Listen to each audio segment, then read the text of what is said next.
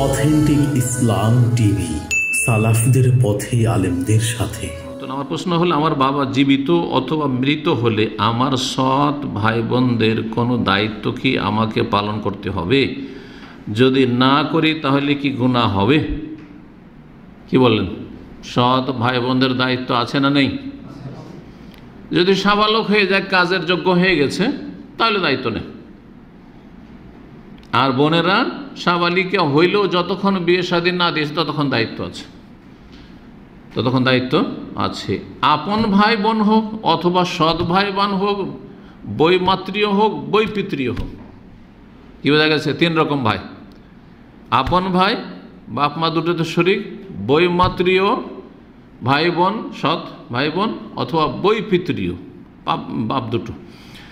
সবগুলি ভাই বোন, সবগুলি হচ্ছে ভাই বোন। তাদের দেখাশোনার আপনার চাইতে কাছের কেউ যদি না থাকে তো আপনারও ফরজ, ফরমালে মনে রাখতে হবে। আপনার আব্বার ফরজ, কিন্তু আপনার আব্বা অভাবী, তাহলে আপনার উপর ফরজ তখন আসবে। কিন্তু আপনার আব্বাই যদি সচ্ছল আর তিনি চালিয়ে নেন, তাহলে তখন আপনার ফরজ নয়। সৎ ভাই বোনদের দেখাশোনা করা হচ্ছে ফরজ।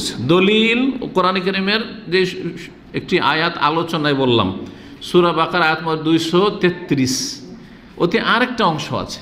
ওখানে যেটা পরিবারের ভরণ পোষণের ক্ষেত্রে যে অংশটুকু বলেছিলাম, ওয়ালাল মৌলুদ লাহু রিজকুহুন্না ওয়া কিসওয়াতুহুন্না, বাপের ওপর হচ্ছে, বাড়ির যে গার্জেন তার ওপর দায়িত্ব হচ্ছে স্ত্রীর ভরণ পোষণের দায়িত্ব। আর তারপরে আছে ওয়ালাল ওয়ারিসি মিসলু যালিক, আল্লাহ বলছেন ওয়ালাল ওয়ারিসি মিসলু যালিক।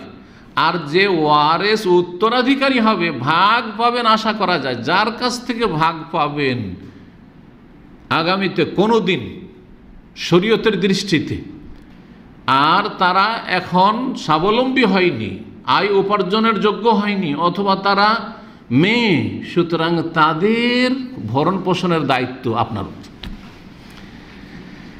সৎ ভাই যদি আগে মারা যায়, সৎ ভাই যদি মারা যায় আর আপনি যদি থাকেন তো ভাগ পাবেন না?